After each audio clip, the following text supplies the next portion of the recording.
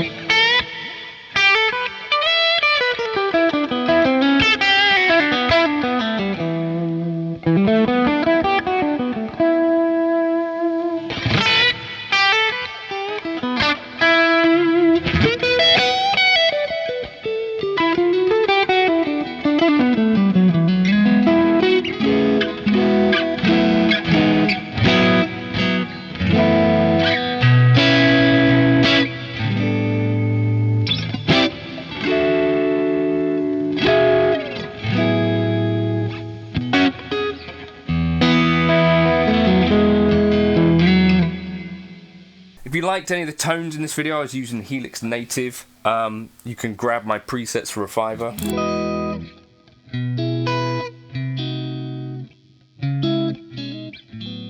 I've been using glassy plexi lead just for a bit more of a glassy tone that shows off the pickups a bit more. Anyway, if you're interested in this specific guitar, I think Anthony is paring back his collection, as he has a few. But yeah, so get in touch with Key to My Cage on Instagram if you're particularly taken by this one. But as I say, about £7.13.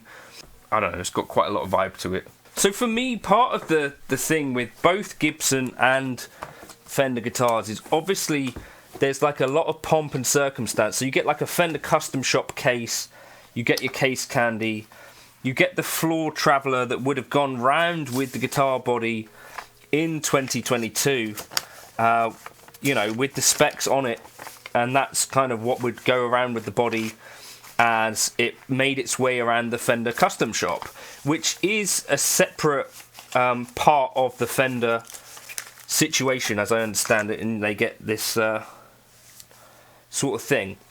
So that's part of it. You also get, like, you know, these other bits of gubbins, including like these metal covers, all that sort of stuff that you'll probably never use. And a custom guitar guide is in here. Kind of talks you through what you can get. What I didn't realise before watching this video is that Fender basically make all of these parts in-house. So from the machining of the trems, all of the parts that you see on a Fender guitar, essentially they make. So you can, I think that's actually pretty cool, because I don't think that's the case for many guitar manufacturers.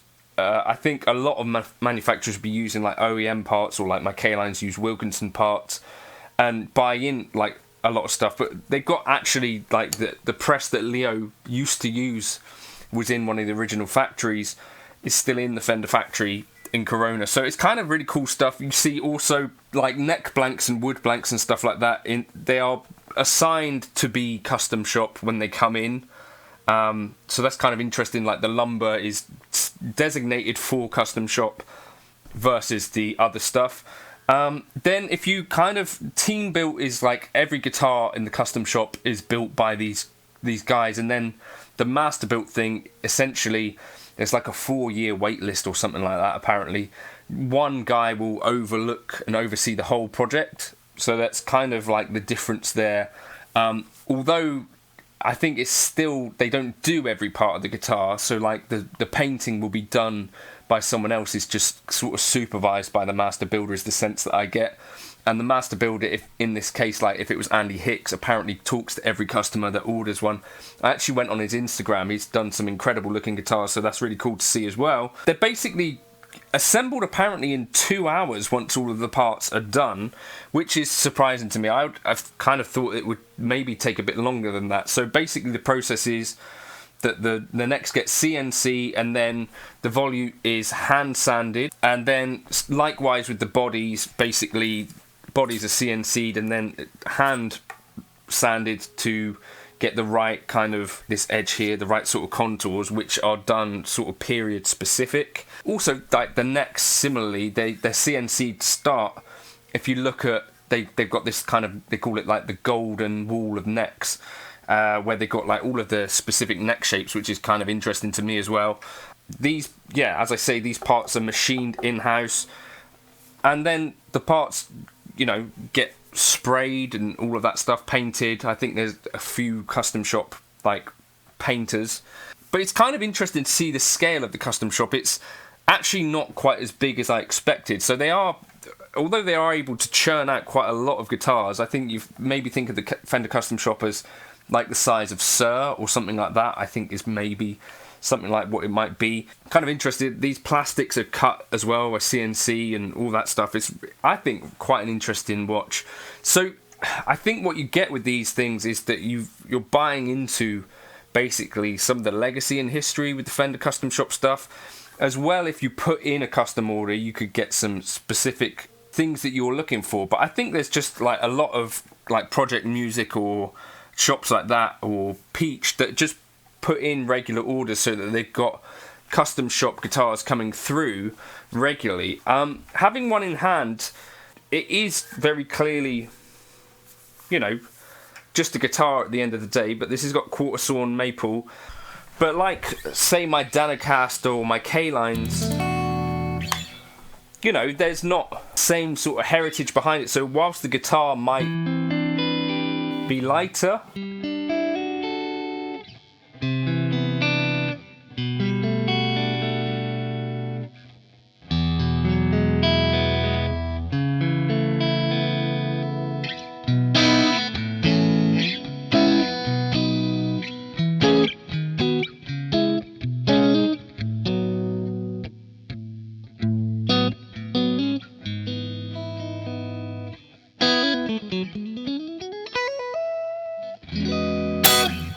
you know, I think maybe plays better as well, like my K-Line specifically. What you don't get with some of these other things is like the heritage, like the history. So yeah, and I think like a Fender with the specific headstock and stuff like that just is so attractive and such a piece of history. If you get quarter sawn, you also get some really interesting sort of, like this part here, the grain is just different to what you get on a flat sawn maple neck. So I don't know, I have really kind of changed my mind on this quite a bit after watching some of those videos.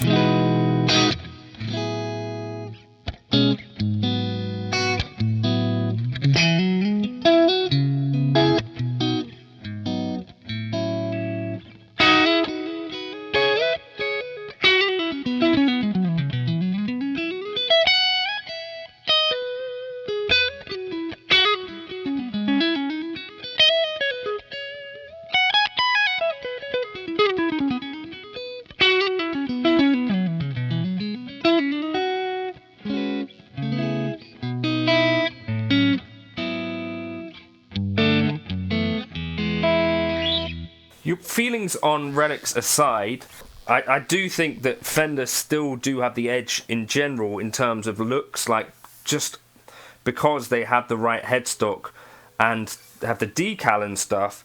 So as much as sometimes I don't necessarily love all of the Relic-in stuff, but like the light Journeyman stuff I think just looks pretty cool, pretty decent.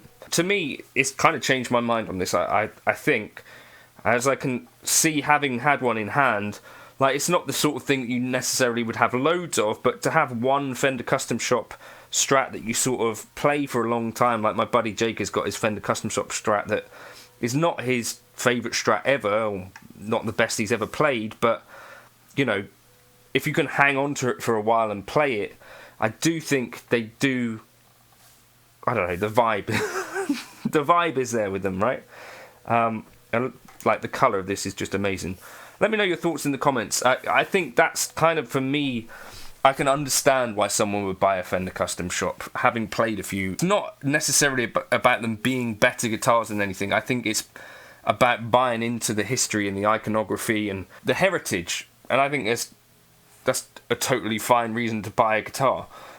Especially if it ends up like being a good looking instrument that you cherish. I don't know, let me know your thoughts in the comments on that. You can get something like the Masterbuilt experience by going to someone like Chris at K-Line, or Dan Strain at Danacaster, or Seth Backus, or, you know, Atkins Guitars. Lawrence at Atkins makes all of their electrics. Or, you know, name your favourite builder. However, if it doesn't say Fender on the headstock, in some ways it might sometimes be harder to sell for what you paid for it, and it doesn't necessarily tap into history in the same way. I don't know, which you can't play history, but you can sort of play history. Let me know your thoughts. Cheers for stopping by.